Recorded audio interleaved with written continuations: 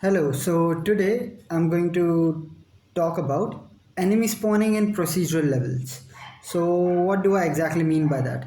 By that, I mean when you're spawning a procedural level, it's quite difficult to choose what type of enemies you want to spawn as compared to a linear or pre-made level or an open world level.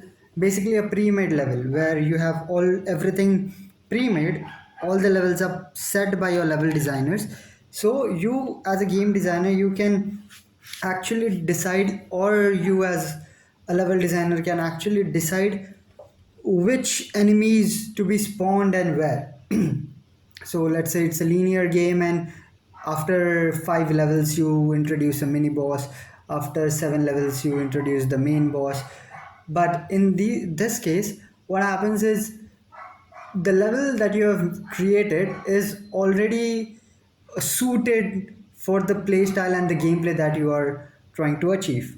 Okay, whereas in procedural levels you exactly don't know what's going to be your next level and how long your levels are going to be. So in such cases it's quite difficult to understand or to implement what enemies you need to spawn and how do you need to spawn. How do you calculate that the player is ready to fight the boss or the mini boss, or if the player is ready to fight multiple hordes of enemies, or if the player is ready for them to be introduced to a new type of enemy, or is your level matching the type of enemy you have. Like let's say you might be having a enemy that does a jump attack, but the level you're spawned is quite closed, right?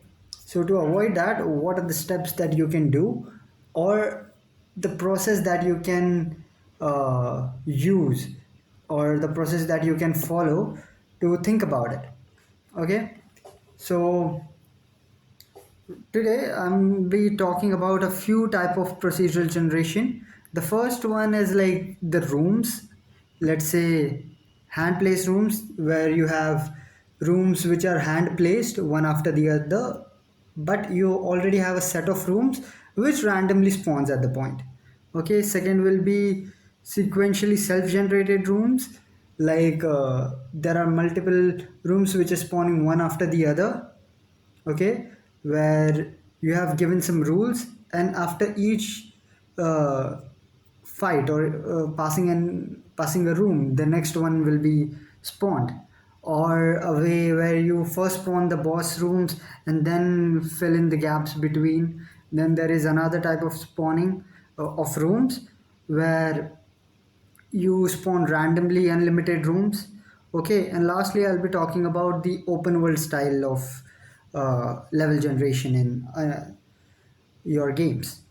So today I won't be talking about any engine like an Unreal or Unity and how to code in that for your procedural generation, because I want this to be totally methodical, where you can use this knowledge in any engine that you want. Okay, it's just game design knowledge, not your game programming or any other thing. Okay, so this can be used in any engine and for any game that you're making. So firstly, while spawning enemies you need to understand that what is your exact goal. What do you exactly want the player to feel? Do you want them to feel a sense of achievement? Do you want them to feel a sense of progression? Both are different, by the way. Sense of achievement is you defeating a very difficult boss in Dark Souls, and sense of progression is you moving forward and discovering new and new enemies and new levels. Okay, and there are multiple things, multiple aspects to it as well, but you need to clarify that first, that what type of thing you want to do. Okay, you need to clarify that. Next thing that you need to do, next thing I'm going to talk about is hand place rooms. Okay, for by that what I mean is, let's say you have a point here, a point here, a point here, a point here, a point here, and an array of rooms. Okay, let it can be an actual array or something else, but let's say an array of pre-made rooms. Okay, so every time you are in loading the game, randomly a level is being spawned at a random place. Okay, this can be one type of spawning that you're doing. In this case, what you can actually do is you can actually have pre-made spawners here, which can work like a regular game. Okay, now depending on how you are spawning this, if let's say this is a game object or an actor, you can actually have places where the spawning actually takes place, or you can take the center of the room and have a big uh, collision box.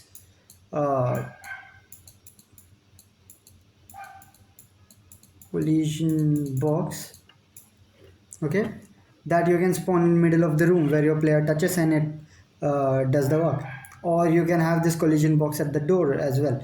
But for this it is quite simple. It is simply just your regular linear level progression uh, thing for your spawners.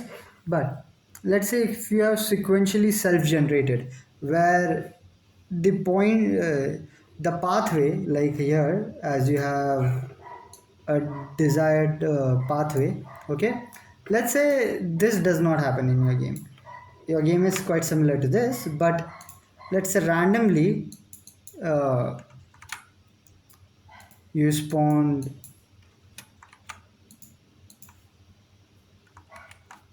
you spawn here, then in random area, rotation there will be a room, then in random one there will be another, then again in random there will be another. Here you don't know how many, like exactly where your next room will be spawned. So in such case what you can do is actually you can again have an array of spawners. Okay, and after each room that you have spawned, okay, I would suggest go to this array and then get whatever it's at 0. Okay, so what will this do is, don't just get whatever is at 0, get and then remove this. Okay, remove this index. So you don't actually need to calculate how many rooms and stuff you have. All you can do is once this is removed, this will be your 0, then you can just get 0 to this, then remove this, then this will be your 0, then you can get 0 to this way each of your level will have the pre-made pre-decided spawners that you have already created, and you can add them to that. Okay, now these are quite simple ones, self-explanatory things. Okay, but what happens is we can go a step further, where we can actually try to randomize this. Okay, um, let's say you want to spawn boss rooms first. Okay, let's say it's like this. You have a big boss room, and then you have multiple filler rooms in between. Here you don't know how many rooms you're gonna require. Like let's say you have a game where sometimes the filler rooms have a range like 5 to 6, 5 to 7 rooms. Sometimes they are 5 filler rooms, sometimes they are 7 or 6 filler rooms. Okay, in that case you cannot rely on that array and get 0 always. So for that what you can do is actually you can divide these things into sections, like section 1, this can be section 2. Okay, and for these each sections, okay, for each section what you can do is you can have an array of spawners, and then you can randomly choose an array,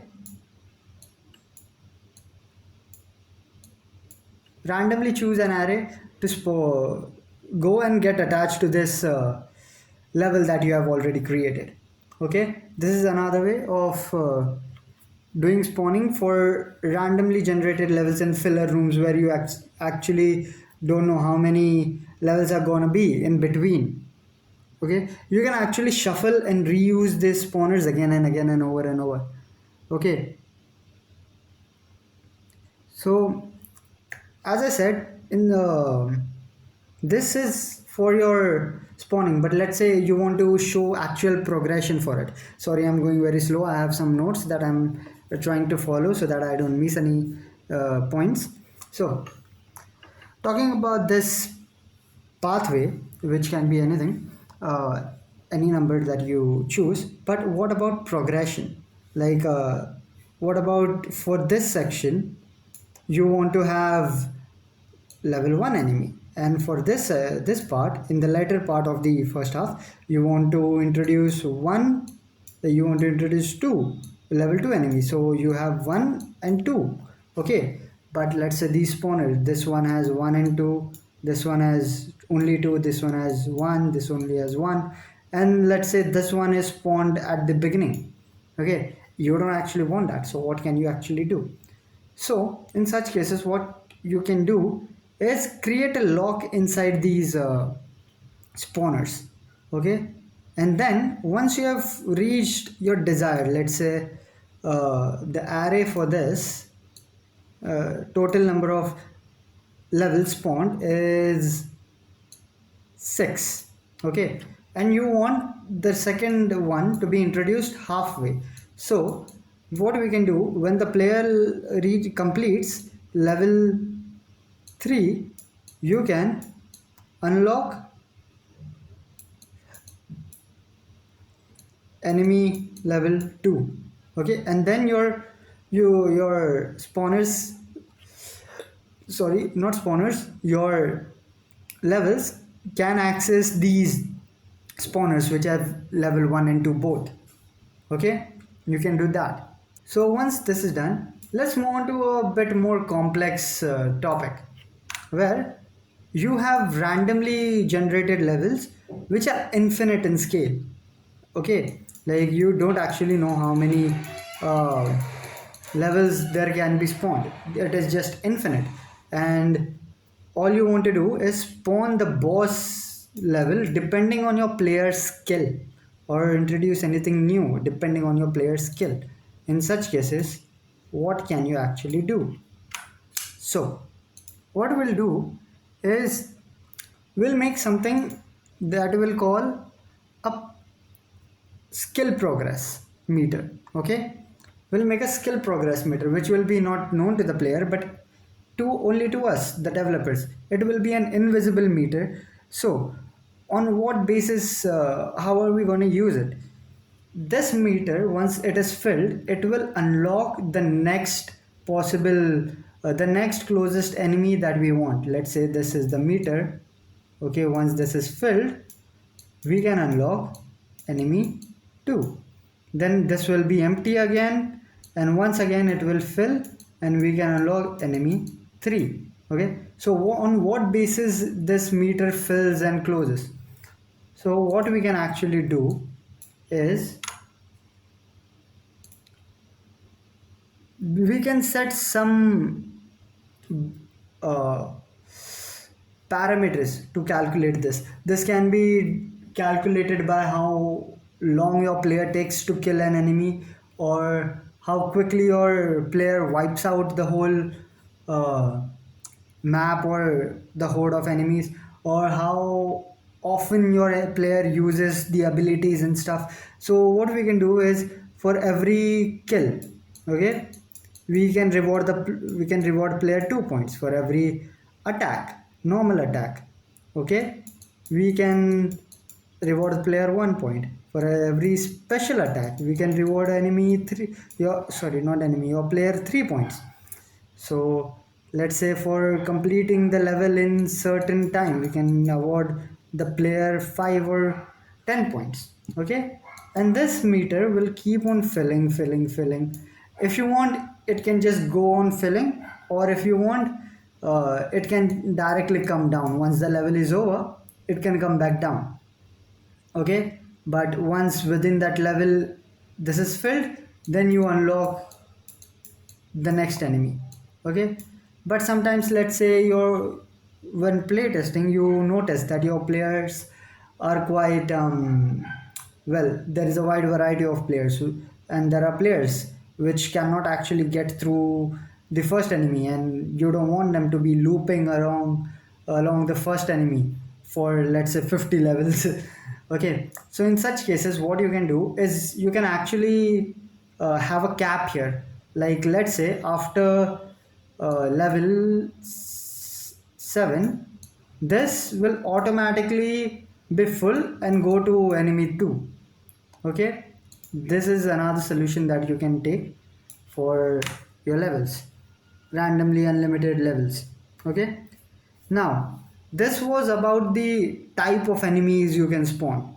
Okay, but what about the quantity of enemies you want to spawn? Because there are two factors, like, right, what enemy you want to spawn and by how much. Okay, so for that you need to understand the priority of your enemies. So in this solution, what you're going to do is have the priority and the enemy in front of us. So let's say we have enemy 1, enemy 2, enemy 3, enemy 4, enemy 5. Okay, this can be at, yeah, so let's say you add the priority 1, 2, 3, 4, 5. Okay, and let's assume you want to spawn 100 enemies, okay, in a level, let's just assume, and only these two of your enemies are unlocked. Okay, so what do? You divide them by half. Like, let's say half of 100 is 50%. Okay, then this will be 50%. Okay, or what you can actually do, let's say instead of 2, now you have 3 enemies that are unlocked. Okay, so half of 100 is 50, then half of 50 is 25, and then half of that is, let's say, we'll just round up to 4, round up to 13. Okay, so sorry, my maths is bad. So in that way what you can do is you're actually every time dividing by half. This way you have a proper um, division of your enemies depending on their priority. You don't actually need to do it by half, you can do it by um, quarter also. It's your choice, but it's easier for you to keep on dividing so that you have the lower level enemies more and the higher level enemies a lot.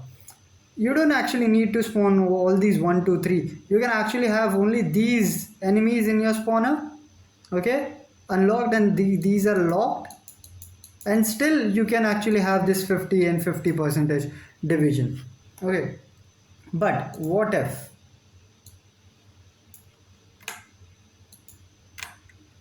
you have this player, yeah, not player, priority enemy, enemy 1, enemy 2, enemy 3, enemy 4, enemy 5. Okay, and these are 1 1 1 and 2 and 3. Okay, so what do you do in this case? Yeah, you can actually go 50 50 50, but also either you can do is have this whole set as the 50 out of 100, and this will be your 25, and this will be your last uh, 12 13, however it is. Okay, and then for these you can again either divide them equally, like 10 10 10, or again inside this 1 2 3, inside this you can again do 25 and then half of that and then half of that. Okay, even this is an option you can actually choose for spawning your enemies. Okay, next thing, Now last one is actually open world levels. Okay, open world levels is where you have a random map spawned. Let's say like No Man's Sky or something like that, where every time you have some random type level spawned. Okay, what do you do in such case? How do you manage the spawners? In such case, in such cases, what you can do is actually divide this into grids,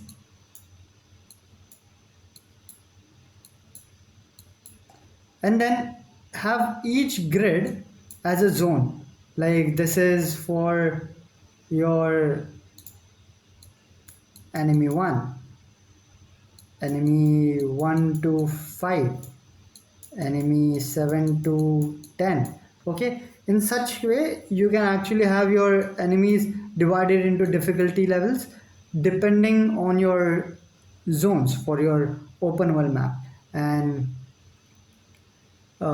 you can actually create these zones according to your procedural generation, however you're trying to do it.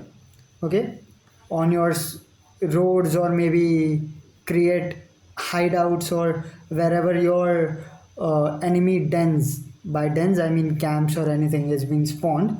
Okay, there you can actually have these uh, checked by which zone they are falling in, and thus having the set of spawners that you have. You don't actually need to,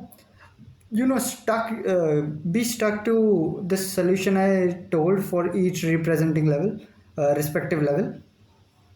What you can actually do is you can actually mix and match. For example, you have these zones, but in these zones you can again have the random set of levels, like let's say 1 to 5, right? So this is 1 2 3, this is 3 and 4, and this is 1 and 5.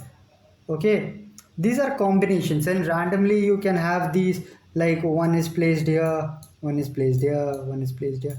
Okay, in such case you can actually have randomly uh, choosing your enemies for this.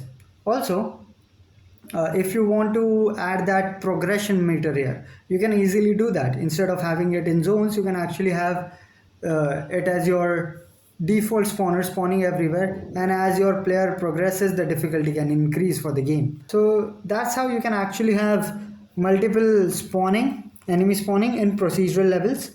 So if you have any doubt or any confusion about this, you can ask me in comments down below, or join the Discord and ask questions there. I'll be ready to help you. This video is not to be confused with a tutorial video for me trying to explain any code or something. I'm just trying to explain you some design ideas for your game, which you can use later on in your procedurally generated levels. Okay, if you are ever doing procedural levels, it does not even matter, like if you're not even doing procedural levels, you can actually have some of these ideas for your game. Okay, so anyways, if you have any questions or any doubts and queries, you can actually comment down below and ask me for it about it, or join the Discord and ask me about it. Thank you. Until next time.